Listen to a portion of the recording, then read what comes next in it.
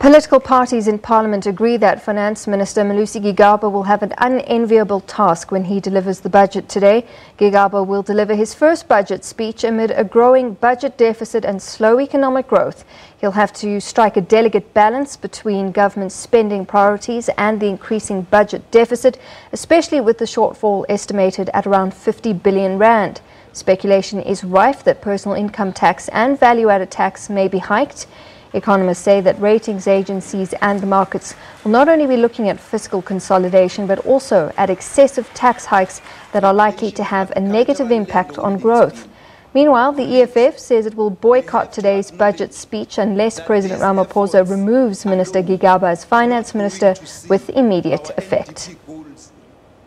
Well, for more now on what we can expect at the budget today, we cross to our business anchor, Nompumelelo Siziba. She's at Parliament. Nompu, good afternoon to you. Certainly the consensus is that it is going to be a difficult one for the minister today. Take us through what we can expect.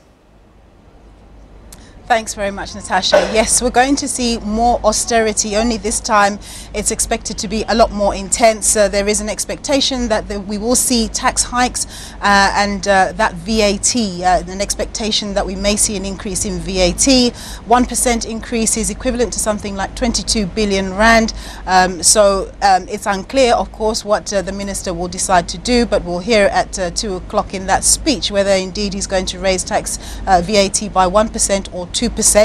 I was speaking with FEDUSA General Secretary Dennis George earlier, and he was saying if he raises it far too high, he can expect a lot of mass rolling action in communities, because VAT is generally perceived as a regressive tax. However, tax analysts are saying it is possible to begin to look at raising VAT in a more nuanced way, where perhaps they're raising rates for people who are buying more luxurious goods. But let's wait and see with that. Personal income tax, if they go down that road, especially for high earners who are already paying taxes in the region of 45%, if they were to do that, they run the risk of people employing tax avoidance strategies. Those are legal, by the way, and that would just mean obviously the fiscus doesn't manage to get as much money as it would hope. There's an expectation that we're going to see the usual higher than inflation raise in the fuel levy. So it's likely that we're going to see that. Sin taxes for your smokes and your wine and your bits and pieces that you shouldn't be indulging in. You know, it's likely that we'll see higher rates on that. So a lot of increases in taxes that we're expecting to see, but also a commitment by government to cut expenditure, to cut wastage. We know that South Africans are generally fed up, because every year we hear from the Auditor General that billions and billions of rand are wasted and even unaccounted for, with people, you know, putting money in their pockets. And I dare say, you know, there's the whole state capture issue, where billions that really can't even be accounted for at this stage. And while we have that Judicial Commission on State Capture, you know, that has also caused a lot of problems in our finances. And of course, some people arguing, why do we need to even raise taxes? Because in actual fact, South Africa does have money, it does raise taxes, but it's not applied properly. And of course, people talking about SARS, that it's not the institution it used to be.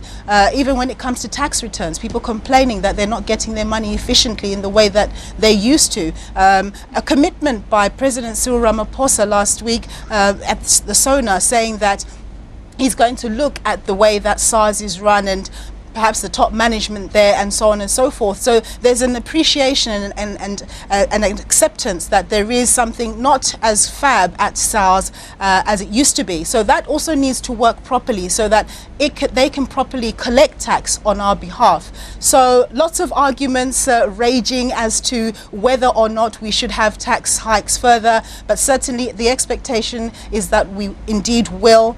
And of course, in terms of Mr. Malusi Gigaba, it's his his first budget speech. He did deliver the midterm budget speech after he was reshuffled into the finance ministry after that 31st of March cabinet reshuffle, which caused all sorts of problems on the markets.